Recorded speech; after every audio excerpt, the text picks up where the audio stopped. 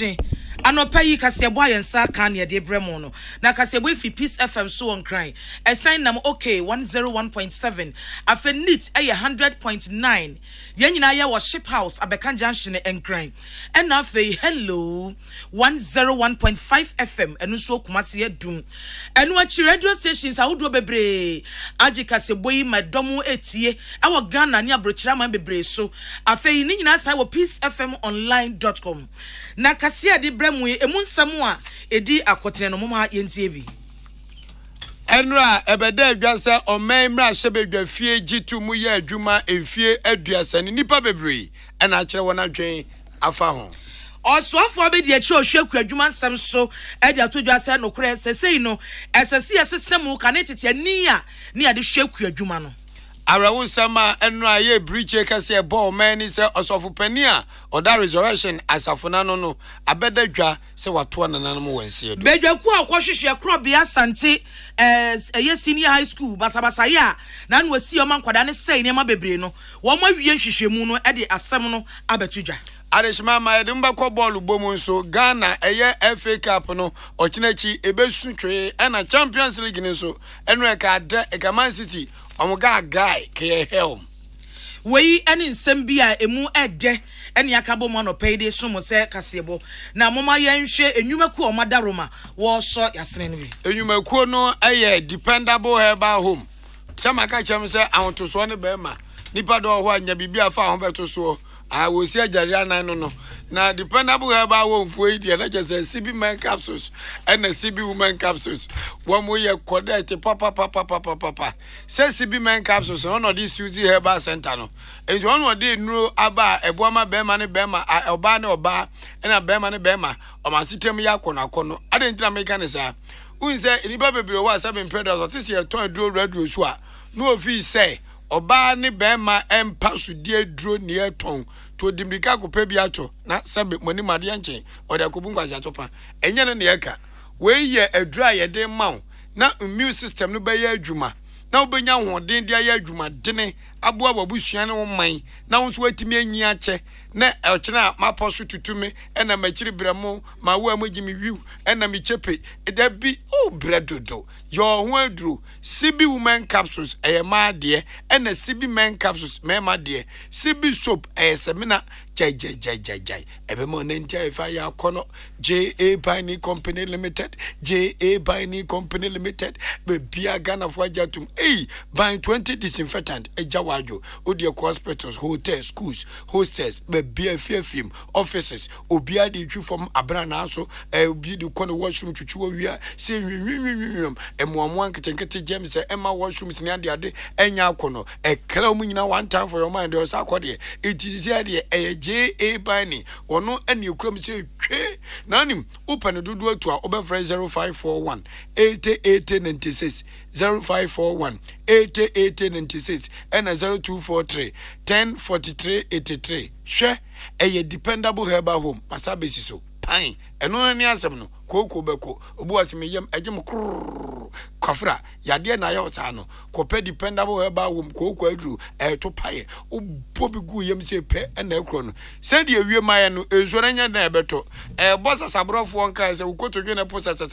no awo beba Pomodin zo benya edru dependable herbal home 0242 223 555 this way chocolate drink as you go poku do yan so hie wori da so nyanza no pe ya no sipi be kan pika no anya bia di free bonto onto Ghana for monum di so e no na eboan ye na mote ya ne ka se bonum ye me na anwo fedua achenkwa na menum bremu wodi ahenkan kwame yeboa na afi ajua yeboa eje afi kasebonum nsemu enie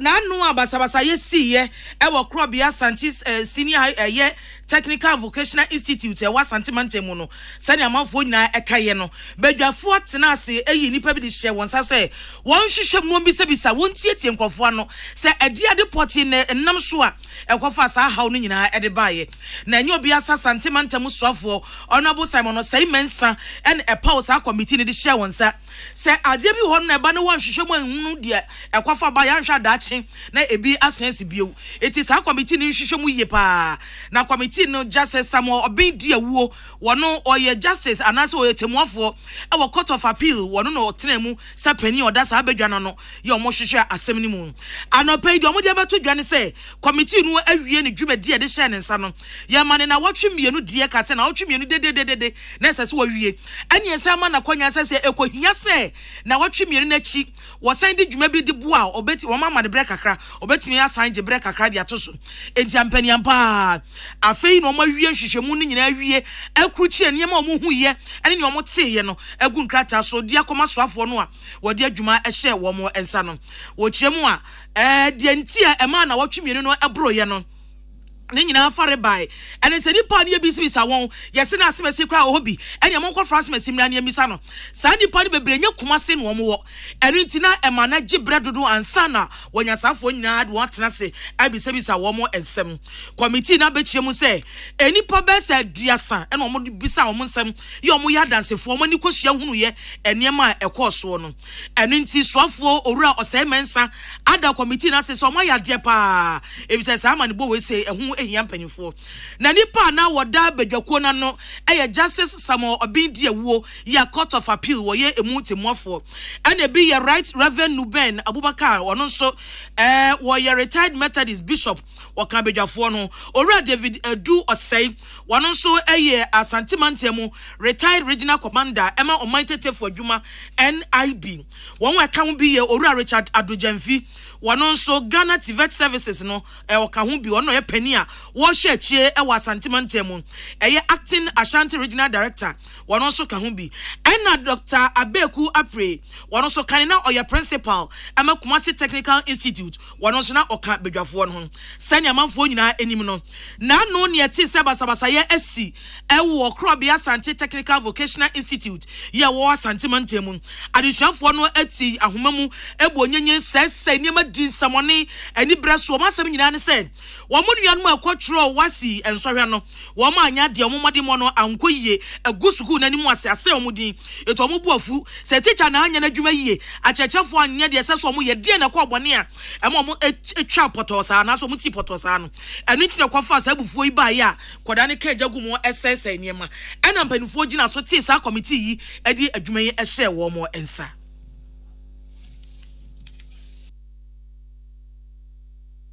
We're outside our jurisdiction. We're outside the remit of the regular auditing council. And since they will preach on their own, maybe the time that you give them to give some certain report might not happen. Might be, and this will delay your work. But within all these challenges, we will be able to do excellent work, even though I'm not going to it. And I know and I know your capacities, and I know you deliver in fairness and with utmost professionalism. We cannot do away with it. All that we can do is to minimize it, and also pray to God that it doesn't happen. Anytime the need arises, we call on you to come and assist us. We pray also that maybe with the remaining period of my tenure, I don't experience it. It looks as if there have been crisis upon crisis. Are there not people like you who effectively handle the investigation processes? We are nipa ye tene ka sei eya Asantemantemu sofo honorable Simon Osei Mensa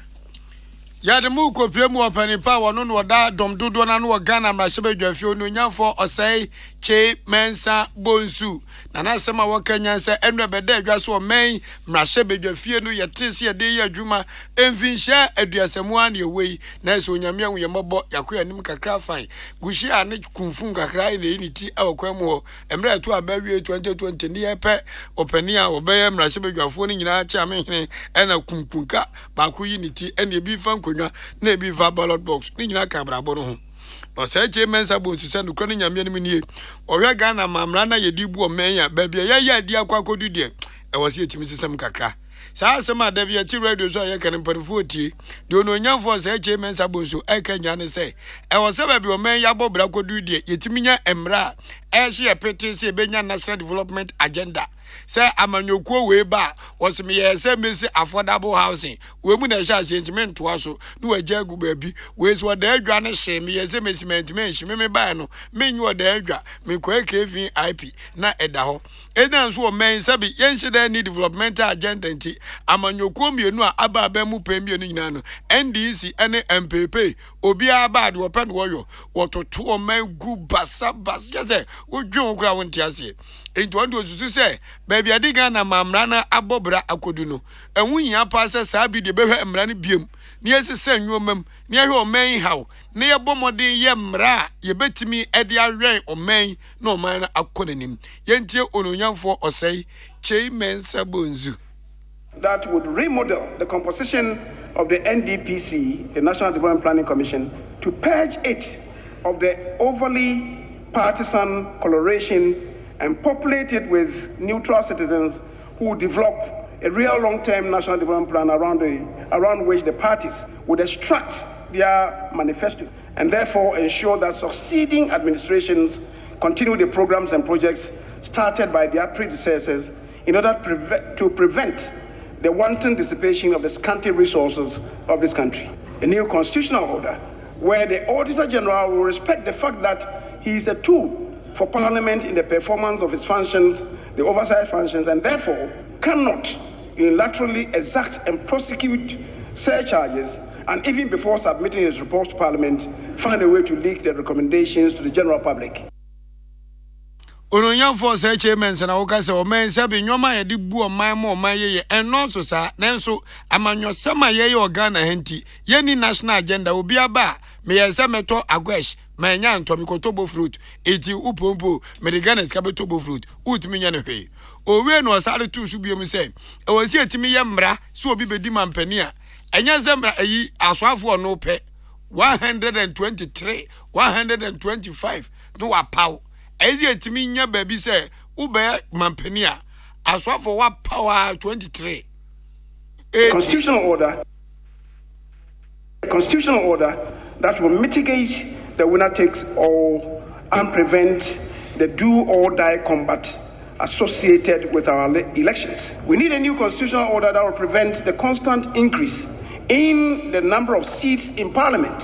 We need a new constitutional order that will put a cap in the number of ministers of state. A new order that will ensure that the Speaker of Parliament is a serving member of Parliament and that the Parliament of Ghana does not remain as one of only 9 parliaments in the world whose speakers are not members of Parliament. We need a new constitutional order that will accord Parliament the financial independence that is required to enable Parliament to stand on its own feet. Eni amutie ye ba no Daniel do edom dudu na no Ghana mrahye bedwafie ononyamfo eye owura osaiche mensa bonsu wi ayetoa ensem no so osoafo abedi achi ohwe nuane ani kwadwuma ho ensem so onabo ya frempon ana yakasai wakamfo na ahema no mo mo Ghana ye omo kondo ne nti wode wo ho ahye kwadwuma mu so omo yade pa omo boa menne Ghana kwadwuma sem no tuo na mo baako akonanim wasese na ahema no mo de omo ho hye kwadwuma mu a na chese ka ne tete gidie bia ne ye wo na se nimo ye nim se o kwadwuma de ya na emadwuma emakra do mo ntan pafuo eye ena fe so kwa wo padwuma bia ma osika ema osika nhie na benya sika bo obra enye kwadwuma na ye koye enye dwuma papa bia ena kwaya krampo de gisa drusu tobre ensonto ya pa oba betina wose ahema no de wo ho hye kwadwuma mu wasa de we no omo isa tete wadwe we nyina eje free enipa chimti akanfo wo mo na kasa mu no wo kire se eba yesa ya betwe ho Africa ne tete sa adwen ya ne adwen fa kwadwuma ho no se kwadwuma ya mema dia sika nim na gise drusu tobre no enye na enei no asese nyina ya hunu se kwayo egina enipa brabo na se nipa brabo no ne fa pim egina kwadwuma so na afen so no ensese ma bibia kyekere obi ana obi kase wo fare ana woni sika ana mfaso obi ani so ana se bia oye krache wo ye uraba enyema bebre no ensese ma kwan ema si obi ya kwan wo kwadwuma ho bio e wo man Ghana ne anamso ma honorable Yafrempon di nsem etu dwa no ane say wo mo wadwabo bi a wo fa ne say gathering of the royals ye mo ya na afiafi bia na ne fe to so enum na ekwaso ya Agric House Foundation ekuo ne bo sa edwa no wo mo to nsafre ahema no mu a wo do mo ho ahye kwadwuma mu e wo Ghana mantam dunsia ne nyina mu ebodwa kese ma wo e wo nkran eho e na soafo abedi echi ne kwakasa ya wo de nsem etu edwa wo say we say eye kwan papa nam so abeboa amakuayo ani kwadwuma ho nsem atimi asipi e wo oman Ghana na moma ye ntie ensem a opani no ade tu dwa no ebi Agric it take place power in Kron Ketwa no na ho na asase no wo it is a wunya assembly of Queen Madesa it's a Queen Madesa no Queen Madesa dey see hene enti asase somewhere in Kron Ketwa no Queen Madesa na edi ho djuma so if wunya Queen Madesa from all over the 16 regions assembled at one place. Now a Greek minister, I said we take advantage. Now do said the every information that needs to go out.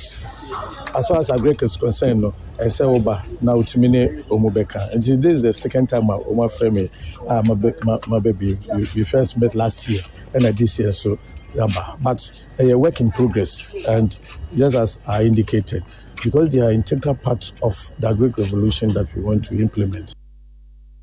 We are nipa ye te ne kasai eye soafo abedi achi ohwe kwadwuma ho nsem honorable Yafrempon na no achi executive director yoda Agri House Foundation ekuo na no wo mo no mo bodwa fra ahemafo no a wo mo ye kuafo no wo mo asema pani oda no abeta na na echa akosa asema de tu dwa no ene se botaye tetiw nti a wo mo nante afrafra ahema no mu a na nan mo ahema no wo mo ye kwadwuma no Africa na mantam du nsia ne nyina mu ade wo mo hia no ene kwan obnam so betimi aboa ama wo mu kwadwuma sam no etimi atu anamo akọ na Ghana ekua yonsam no etimi ayeyi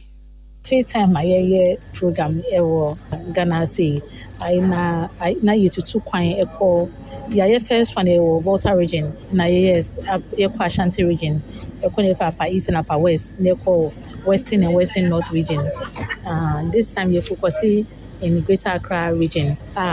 ya dey Queen Mothers almost omuye efo about together omune we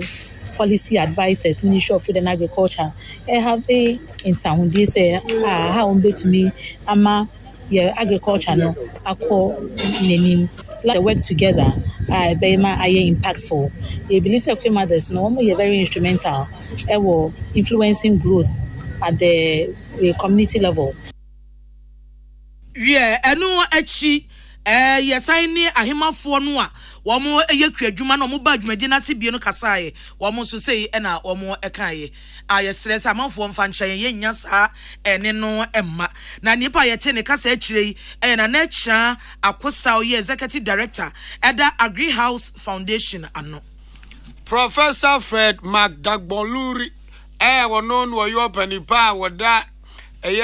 academic city ano the assembly ababa to Jaboche Institute of ICT Professionals. Na nasma woka nyansa mpase se bebe wiase achima kohwe no akwa kodu abefu kwanso into oman bia na ni abresa krodom na opeso obobra ko nanim no ICT abefu kwan wi firi abrabom se wi danto asema asem na ato wo ntajamu ani kon pa na wani Peace FM twetwenko wo mra tech job fair eno omode kokọ so omode hyehyɛ so wo enkrakupe mu ogopie mu ho ana Professor Fred McDagboluri kasa no odi tu dwa se hwe enemabu na aba no omadwen sharp keke kyese oma bin se ja na enso etuo enya chiginafo a ubeti dimayao na timiato na se enya chiginafo na nto de adante na se ma enya de betene emfa inti baabi edu owiase no e was a ban ne ankrankra bo modern di sika ne dwetire ewura ICT na emrantere maba wa omwo saa nimdie no ye de taa omachi no munya saa nimdie ne de beboa ye man Ghana na yenso yetimi akwani mu abrabom na wiase sebe se waafo okọ na wantimi anko bia ye bu se wa akwadworo sense ye de mawre eje asra no amfa de ankoje bia beka so mawre huhui ewu yentie Professor Fred McDagboluri. We have some entrepreneurship funding to support young adults who have ideas that they want to launch But we also need to figure out how technology is an integral part of our national development plan. We have a national ICT policy, but we need to deploy it. We need to realize it. So I think there's a part for government, and there's also the part for the private sector, that we need to make sure that these kids are getting access to internships while they are still on campus so that they'll be job ready. Now we na president president of the Institute of ICT Professional Ghana no Ora David Gowu ono so ekasai na de Ora Gowu eka nyane say sa job fair tech job fair omuye enipa bi ebrum pemienu 2000 participants ena ebe na mbota ne say ombema won a we businesses ene won a wo pa adwuma e wo abafu kwan so no ombenya enkomodie bi na adwentoto bi akoso na asanso aboa ememmabunu enya nimdie efa abafu kwan ho. Since 2021 we started the tech job fair. The first one, we had it online, and the participation was good. So in 2022, we decided to have it here at the Akan International Conference Center, and we had good participation. So this year, we doubled our efforts, and today we are having a very big tech job fair with a lot of people, almost 2,000 people here. Businesses are here, more than 60 businesses, a lot of conversations ongoing about how to be prepared for jobs. We think that we need to use technology to connect people, and we need to use technology to better the lives of our people, particularly our young people who are out of school and looking for jobs. Any amoti ye openi ono ena oda Institute of ICT Professional Ghana ano Ora David Gowu. Abusuamu tie kasebwe fi Peace FM so on cry. Ya humeso ato nkratew ya besan aba.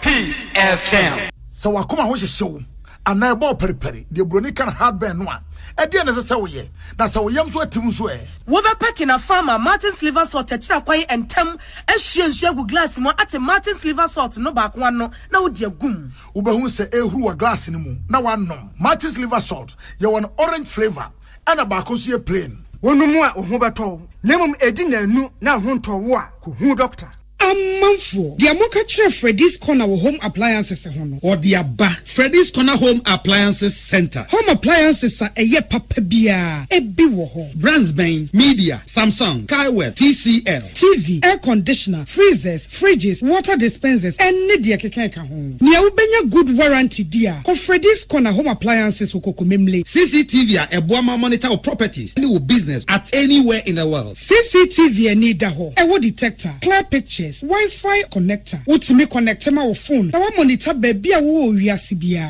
Freddy's Corner Home Appliances abeka Freddy's Corner Ejosua hodwa or ton phones any home accessories no. Fresh 0544 959195 and 020 7937323 and now so Brakoko Memle City Light in Chehwa. Na ya can discount any achadia. Ubetiasie. Freddy's Corner. Home of authentic home appliances, phones, and its accessories. Amen. Yenim samu busase ni je asene sei. Asene se wo de amen agiran sane ani e wo herbal ayaresam bio na nkunimdie adasidie na ase ani abasobode nko a. Se wanso wo hwe apomdim ahoto a wo de abra manfo efiri ye ntiri so ekosi ye na ase. Ehina yade sha amen hu ensaw yade. Wo de nro ni abefo efidie echi yade no kunu what time. Amen e de herbal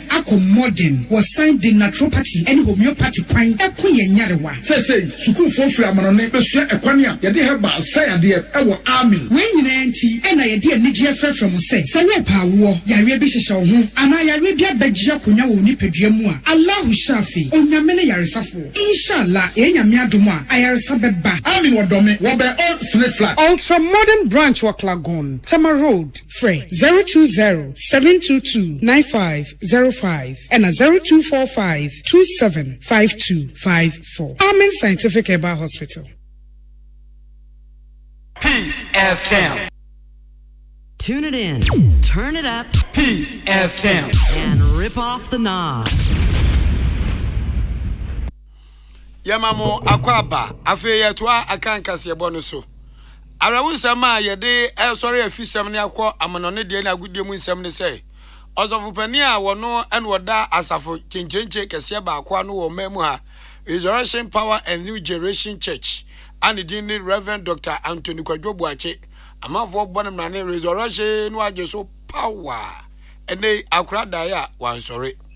ne lawyer ni a wɔno ɛne wɔtunufo wɔ mmram na ɔsa yɛ asɔre ba na odi akotene wɔ Resurrection Power New Generation Church ano ɛna ne nsa hyɛ sakrata yɛse mekyɛ lawyer Alexander KK Aban na 17 ni tietia nyina sɛ oduma nkuma wuo a yɛ yade ne di kan bɛbɔ papa ibosumi October ne da na ɛtɔ so aduonum yɛnsa 23 October 2021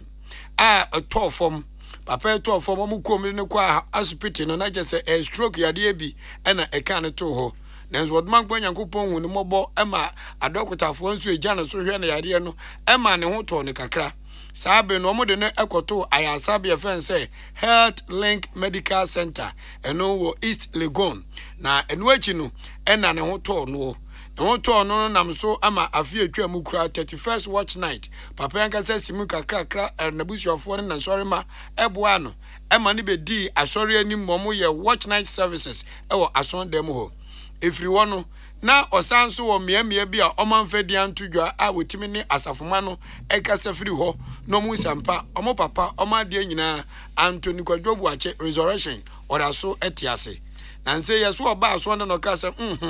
ohwa eya ne nsabe nkum no emu ka no pa enom sade no ko ayasabia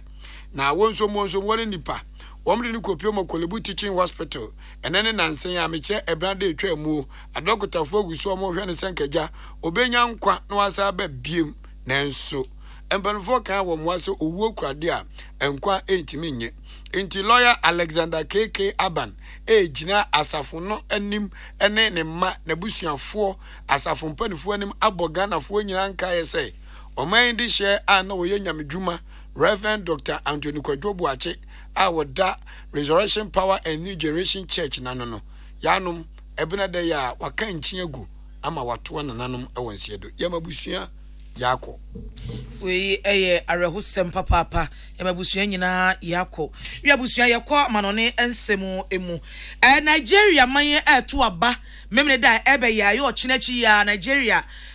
ya nkasi enuanom ne wo mo to abade ayimampani foforo na o mayimra hye bedwafo amane abeto dwa ne se amanfo aboaboso papa wase ye nto aba won Nigeria ema mebunu ema aboso mo ni abrese we die ne die besi bia besi wo mo afe no manya mfedu nwotwere obi ade amika kwotwendin sa afi obi aso ntentena obi apeso to aban bi ebi so mo bre ene sabia memu bone ya aban bia ba no atete ama wo mo adie no se mo kaye afi 2020 wo yone kase bi ya da hwere kase bi omotweye eye end SARS anti-police ne ekoso a womonam so sese niema nipa wuwu ye nipa prepraye abaye Nigeria fontam kase no eno krampo ka ho bi wo madwen mu na omo nyina dwe awiata so sese ne etie die afi no omo beto aba obi ampeso be yi ne ho e de afiri abatom titru eye mrante ne mabawa afi no omonya emfishia edu nwotwe Wachese Nigeria fo bebre kasa sa afedi o mabre na dono afro te gare afedi yoyi amemo boni mfie bebre no o mo abre o mani nkwana nim eno nkwana chi ejina fa ko afen so bi ate mani wanu osoro enene yakokum nipa ade acheni ya tutuo ade acheni ya hyiwei ade acheni we de bomba hya ne ho ewuwo bebrebe eno da nche ye nipa wie suku a wo munya adwuma nya de ene mpem anim wo kan nya de abehunu ano o mo se sa de wanya no mabre no ntina obi awiata so obeto aba wo Nigeria memne da eben se wo tietie mu a enipa du nwotwe 18 na omudi aba bonte so mo gina aprima mpani akonwa e wo Nigeria memne da abato a eba so no emu na nipa 18 no wo mo nso ekwato aba no eye nipa opepem aduokonomi ensa ani akire po 93.4 million voters and omo ayakrado memne da wo mo eto aba wo mo to mampani de ne wie a Ombasi agina so ato abayi mrasomdwafoɔ ahanan aduosia nkono 469 wɔn mpi no wɔn mpanimfoɔ no wɔn nkuma nso so na wɔn kyerɛ sɛ memre da no pa no wɔtwe ne fa kan 8:30 na abato na hyase wɔn do wɔn awia no mienu ne fa 2:30 pm na wɔn ato aba na wie na wɔn ahyase kenkan wɔsi sɛ nipa bebree bɔ ne din sɛ wɔn susu obetimi adi nkunim Bola Tinubu All Progressive Congress abato no amanyoko no wɔn na wodi wɔn anim ɛna kani mampani abedi akyire Atiku Abubakar ɔno nso di ababɔnten sɛ anhwɛ ɔno nso betimi adi nkunim abrantie ba kɔni di Peter Obi Labour Party wɔn candidate no wɔn ɔyɛ abrantie fɛn wɔnya bɛsɛ mfinhyia aduosia baako nipa nyinaa susu sɛ wɔn nso anhwɛ yi a ɔbɛma nipa ni so abiri wɔn ɔbɛn mu nkyɛ bia na nso wɔgyina pre abanu mako empɛnum ne nyina ogina no walusu wei ne ye de toso ensia ya wosan akogina apre mampani akonwa no na sɛ wotie nipa binum ano a ɔmo Nigeria fo ne safi de ɔmo abra ne nkwakorafo no eti enye nwanwa sa brantie yi Peter Obi ɔmo beto aba na edi mampani akonwa ma no wɔ Nigeria afeye mfi Nigeria ne emra Ghana mebɔbɔ kakra ene ebeyi nkeche agoprama so nsem nyame adma efiadai ochina na de chise wi memneda ena ne kwasi ada Ghana be de MTN FA Cup ebesu se twe memeda ne de Dreams FC Omni Liberty Professionals ena de bebom se ta atajufo wa yensu ade de kwasi ada Ifrasole ba 3 pm eni ma do adaruma odi ebe chin Ghana nyina enu aduana stars omne asante kotoko metena na uguma pma pembeba local champions yene aduana stars ampe bedwa abusia drafts wamso omni kotoku royals papa no ochima ni daso kotoku royals abusia drafts yenkwala omu ye division 1 fo ene ye premier team ebe trombosumia edua maburu Heart of Lions, Omio Division 1 for Omni Sky and Ebo, a Sirem say Yatafu in Romuso, King Pfizer, and the Stanford United, and the Edible Boom say Pine, Legon Cities, Legon Cities, Omni Voter Rangers, and the Nyare Jojo, a Belsu say, in Swatramai, and the BB, as a young man, Omnomo and Edible Boswo. Ana RTU ezwani samates ena de be jam so tete traw na Ghana Premier League inde amatwentwa so kakra na we ye FA Cup eno ne manhu small teams na wo omutim be yense njene pa no me so kai ye mobi Manchester City kotoko na yenkwa Champions League eno a na edew ase depra Man City ena Haaland o Haaland de so obehye nwotwe etia RB Leipzig na amfa omo share one nail omo fi so behavior kan let be for ta anomteka no ekoye wanwa pep o pep for echire ho on wo kro na nkosi aga Inter Milan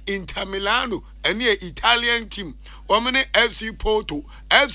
ne Portuguese team Portugal anybody from Portugal is called Portuguese woman so Inter Milan for sure mekabako omentimi ante intercomparison yedesi wi abusia kasebo no asi yene amote yene yajoa yeboa eje ena amansan de hye konkron na wo fedua achenkwana na menum bremu wodi ankan kwame yeboa JA Bani Company Limited wono no ma kasebo na de sanse ban 20 disinfectant no omu de clean yadwuma mu hanyina ndi ate wan kope bitoate ena dependable herbal home woman no more friends say Kwe Plus. Uze obu adum Kwe Plus no. Obi Kwe etimi kano Kwe na ojinu baby enye. Ubu adum Kwe Plus ne bia ebe ken one time e the amount koko bu na ni wisi kope adum Kwe kla enibi na no ebe bo Suzy Aba Center. Suzy. Number Suzy woman capsules, the Suzy men capsules. Domu kasa edin. Papa, Suzy men capsules and the women capsules. And no na you could move and this way doing yanin sushi. As the Gopogu for the go minasre. But the minka. Welcome to